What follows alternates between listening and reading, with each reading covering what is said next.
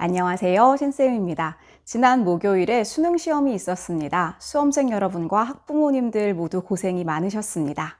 수능 시험일이 되면 저는 감독관으로 고사장에 출근합니다. 그리고 제가 항상 손에 들고 있는 스마트폰의 전원을 딱 꺼서 제출을 해야 돼요. 감독관 대기실에서 모두 스마트폰을 제출하게 되어 있습니다. 그리고 하루 종일 스마트폰을 볼 수가 없습니다. 하루 종일 스마트폰을 볼 수 없다는 것은 색다른 경험입니다. 분명히 스마트폰이 내 손에 없는데 나도 모르게 주머니에 손을 넣게 돼요. 그리고 뭔가를 찾아봐야 할 것 같고 뭔가 확인해야 할 것 같고 불안감에 시달리기도 합니다. 요새 저의 고민이 생겼습니다. 제가 스마트폰 중독인 것 같아요. 특별한 이유가 없이 자꾸만 스마트폰을 확인하게 됩니다. 그리고 멍 때리고 그냥 계속 보고 있어요. 이럴 때쯤 저에게 딱 맞는 책을 만나게 됐는데요. 정말 많은 분들이 읽어보셨으면 좋겠다는 생각이 들고요. 읽으면서 내내 너무너무 공감이 되더라고요. 그리고 재미도 있었습니다. 리사 이오띠의 8초 인류입니다. 이 책의 부제가 우리에게 경종을 울립니다. 산만함의 시대, 우리가 8초밖에 집중을 하지 못하는 이유. 리사 이오띠는 이탈리아의 저널리스트입니다. 제가 이탈리아에 가보는 것이 버킷리스트 중에 하나이거든요. 그래서 이 책을 읽다 보면 이 글쓴이가 이탈리아의 한 카페에 앉아서 글을 쓰고 있는 모습이 연상되기도 합니다.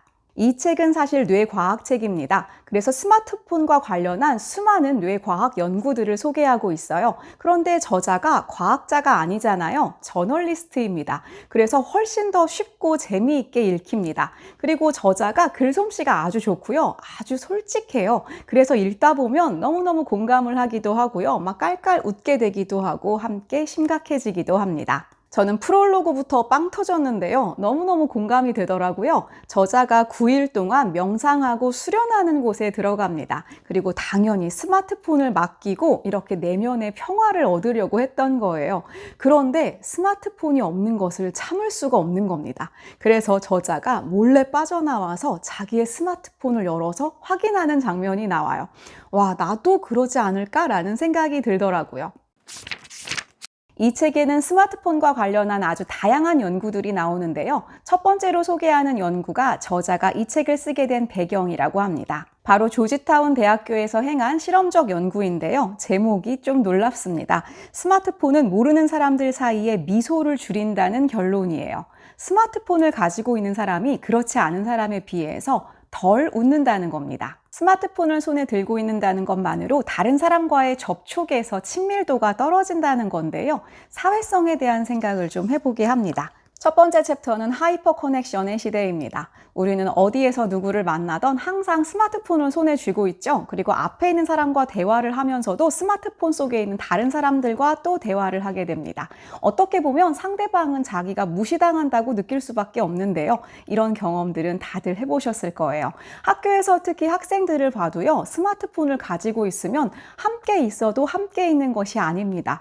이게 뭔가라는 생각을 좀 할 때가 있습니다. 이제는 오히려 앞에 있는 상대방이 내가 스마트폰과 하고 있는 이 관계를 방해한다라고 여길 만큼 주객이 전도되었다는 겁니다. 그리고 우리는 이 스마트폰의 세상에서 빠져나올 수가 없습니다. 세계에서 가장 똑똑하고 강력한 알고리즘이 우리를 이 플랫폼에 묶어두기 위해서 별의별 수단을 다 사용한다는 겁니다. 처음부터 절대로 이길 수 없는 싸움이라는 거예요. 저도 유튜브를 보다 보면 볼 게 없을 때도 계속 새로 고침하고 있는 나 자신을 발견하면서 깜짝 놀랄 때가 있거든요. 그렇다면 우리의 뇌는 어떻게 변하고 있을까요? 두 번째 챕터는 8초의 집중력입니다. 많은 연구 결과들이 시간이 지나면서 지금 사람들이 어떤 일을 할 때 그 집중력의 시간이 급속도로 짧아지고 있다고 이야기하는데요. 이건 그냥 직관적으로 생각해봐도 그럴 것 같습니다. 이미 저부터 그렇거든요. 학생들을 봐도 그렇습니다. 현대인들은 모두 멀티태스킹을 하고 있죠. TV를 보면서 스마트폰을 보고 있고요. 대화를 하면서도 스마트폰을 봅니다. 밥을 먹을 때도 뭔가를 다 보고 있어요. 책을 읽다가도 갑자기 뭔가가 생각나면 스마트폰을 집어듭니다. 사람들은 모두 멀티태스킹을 하고 있다라고 이야기하는데요. 뇌과학에 따르면 멀티태스킹이라는 건 불가능하다고 합니다. 멀티태스킹이 아니라 태스크 스위칭이라고 하는데요. 실제로 우리는 한 번에 여러 가지 일을 할 수가 없대요. 우리 뇌는 그럴 수가 없다고 합니다. 그게 아니라 여러 가지 일들을 막 왔다 갔다 하는 거죠. 그저 산만한 겁니다. 빠른 속도로 왔다 갔다 하면요. 하면요, 우리 뇌는 그것을 굉장히 좋아한대요. 그래서 도파민이라고 하는 중독과 쾌락의 호르몬을 분비한다고 합니다. 그래서 자꾸만 중독이 되는 거죠. 하지만 우리 뇌는 이것을 계속 쌓이게 되면 막 스위칭을 하다 보면요, 결국 뇌에는 스트레스가 쌓이게 된대요. 그래서 우리의 전전두엽은 그 피로감에 대가를 치러야 된다는 겁니다. 그래서 우리가 집중할 수 있는 시간은 점점 짧아지고 점점 더 산만해지는 거라고 합니다. 멀티태스킹이 아니라 그저 산만한 거예요. 게다가 스마트폰은 끊임없이 우리를 불안하게 한다고 합니다. 무언가 알림이 오면 우리는 긴장을 하게 된대요. 그래서 불안감을 높인다고 합니다. 하지만 반면 아무 알림이 오지 않아도 우리는 불안하다고 합니다. 그래서 스마트폰을 가지고 우리는 끊임없이 불안해하고 스트레스를 받고 있다고 합니다. 제가 읽다가 좀 충격을 받은 건요, 어떤 연구자에 따르면 우리가 어떤 일에 집중을 하고 있다가 집중력을 흐트러뜨린 뒤에 다시 돌아오는데 25분이나 걸린다는 겁니다. 와, 좀 충격이었어요. 그래서 우리 계속해서 왔다 갔다 하고 있는데 결국은 어떤 일을 집중해서 할 수가 없다는 거예요. 두 번째로 충격받은 연구 결과는요, 스마트폰을 손에 쥐고 있기만 해도 산만해진다는 겁니다. 심지어 스마트폰의 전원을 끈 채로 가지고 있어도 우리가 집중을 할 수 없다는 거예요.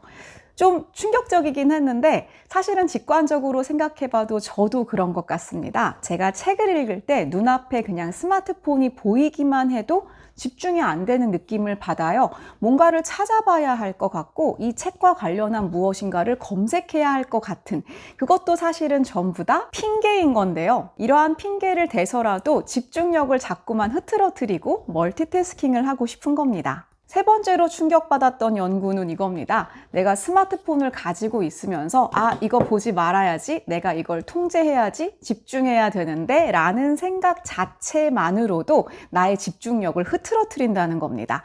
내가 집중하는 데 쓸만한 에너지를 또 거기에 뺏길 수밖에 없다는 거예요. 결국 스마트폰은 그저 존재하는 것만으로도 우리를 산만하게 만든다고 합니다. 세 번째 챕터인 돌연변이와 진화, 그리고 네 번째 챕터인 기억을 잃는다는 것, 이 두 챕터도 읽으면서 마음이 좀 무거워지더라고요. 우리 뇌는 가소성을 가지고 있습니다. 이건 아주 유명한 얘기인데요. 뇌는 어떤 것을 쓰면 발달하고 쓰지 않는 기능은 없앤다는 거예요. 뇌의 가소성을 주장한 학자 메르제니히는 우리가 하거나 하지 않는 모든 것이 뇌를 구조적으로 변화시킨다. 인간의 지능을 기계가 대신할 때마다 우리 삶에서 그리고 뇌에서 어떤 능력이 제거된다라고 이야기합니다. 저는 뇌의 가소성에 대해서요, 좋은 쪽으로 발전시키는 쪽으로만 생각을 했었는데 반대로 내가 쓰지 않는 것들이 점점 없어지고 있다는 생각을 이번에 다시 하게 된 것 같아요. 생각해보면 지금 제가 전화번호를 외우고 있는 게 별로 없습니다. 옛날에는요, 모든 전화번호를 거의 다 외웠던 것 같아요. 왜냐하면 필요하니까요. 하지만 이제는 그런 암기 자체가 필요가 없습니다. 언제든 스마트폰에서 찾으면 되기 때문입니다. 대부분의 사람들은 그저 외부 기억 장치에만 의존하고 있다는 거죠. 저는 교육자로서 그리고 아이들을 키우는 엄마로서 이것이 의미하는 바가 너무너무 크다고 느꼈고요. 그리고 이 책을 읽으면서 또 다른 생각을 하게 했던 거는요, 실리콘밸리 한가운데에는 발도르프 학교가 있다고 합니다. 아이들이 흙바닥에서 놀게 하고요, 스마트 기기를 전혀 사용하지 않고 전통적인 방식으로만 공부를 하고 유기농으로 만든 음식을 먹고, 이런 학교가 있다고 해요. 과연 이 학교에는 누가 아이들을 보낼까? 실리콘밸리에서 가장 연구를 많이 하는 사람들이 자기 아이들은 거기다 보낸다는 거예요. 빌 게이츠나 스티브 잡스가 자기 아이들에게 어렸을 때 스마트 기기를 주지 않았다는 것은 아주 유명한 일입니다. 사실상 우리에게 이러한 플랫폼을 만들어준 수많은 연구자들 그리고 기술자들은요, 이 해악을 어느 정도 알고 있는 것 같습니다. 그래서 자신의 자녀들에게는 완전히 다른 교육을 시키고 있는 거예요. 이렇게 보면 스마트 기기를 가지고 우리가 생각할 힘을 잃어버리고 있는 것이 어떻게 보면 우리 성장에 불균형을 가져오고 사회적으로도 새로운 계층에 영향을 미치는 게 아닐까라는 음모론적인 생각도 하게 됩니다. 다섯 번째 챕터는 좋아요입니다. 인스타그램이나 페이스북에서 좋아요에 중독되는 사람들의 심리를 이야기하고 있습니다. 여섯 번째 챕터가 저의 관심을 가장 크게 끌었는데요. 제목이 독서의 죽음입니다. 이상과 같은 환경에서 독서를 한다는 것이 얼마나 어려운 일인지를 이야기하고 있어요. 저도 충분히 공감을 합니다. 제가 사실 지금 이렇게 영상을 찍고 있는 것, 그리고 제가 아이들에게 독서를 하도록 이야기하고 싶은 것은 그만큼 이게 어려운 일이라는 것을 알기 때문입니다. 옛날보다 더욱더 힘들어졌고요. 하지만 독서를 해야 하는 이유도 여기에서 찾을 수 있는데요. 한 연구에서 제인 오스틴의 소설을 읽고 있는 동안 뇌가 어떻게 반응하는지에 대해서 MRI 촬영을 했대요. 작성된 뇌 지도는 놀라운 결과를 보여주었다. 예상했던 주의와 인지 그리고 과제 수행을 담당하는 영역뿐 아니라 촉감과 움직임의 영역을 포함한 다른 영역들도 활성화되었다. 텍스트를 주의 깊게 읽을 때 우리의 두뇌 스캔본은 마치 국제우주정거장에서 바라본 불빛이 전멸하는 밤의 도시 같았다. 깊이 있는 독서를 할 때 우리 뇌는 구석구석 모든 곳이 활성화되고 있다는 겁니다. 이렇게 뇌과학의 발달은 우리가 독서를 해야 하는 이유를 명백하게 보여주는데요. 또 뇌과학은 그만큼 그것이 이제 쉽지 않다는 것을 보여줍니다. 마지막 7번째 장의 제목은 중독에서 빠져나오는 법입니다. 하지만 이 책은 전반적으로 문제 분석을 조금 더 주로 하고 있고요. 해결책을 좀 구체적으로 제시하고 있는 편은 아닙니다. 사실 해결책을 제시하기가 어려운 문제이기 때문이기도 합니다. 해결책은 사실은 문제를 직면하는 것으로부터 시작한다고 생각합니다. 이 책은 메타인지에 대한 책이라고 생각하는데요. 우리가 이런 책을 읽으면서 스스로 내가 어떤 상황에 처해져 있는지, 그리고 앞으로 어떻게 해야 할지를 좀 생각해 볼 수 있게 한다는 데 의미가 있다고 생각합니다. 저처럼 스마트폰 때문에 고민하고 계신 분들, 그리고 자녀의 스마트폰 문제 때문에 고민하고 계신 분들, 모든 분들이 다 읽어보시면 좋겠다는 생각이 들고요. 마지막으로 독서에 대해서 제가 너무나 마음에 와닿았던 문장을 읽어드리면서 마치도록 하겠습니다.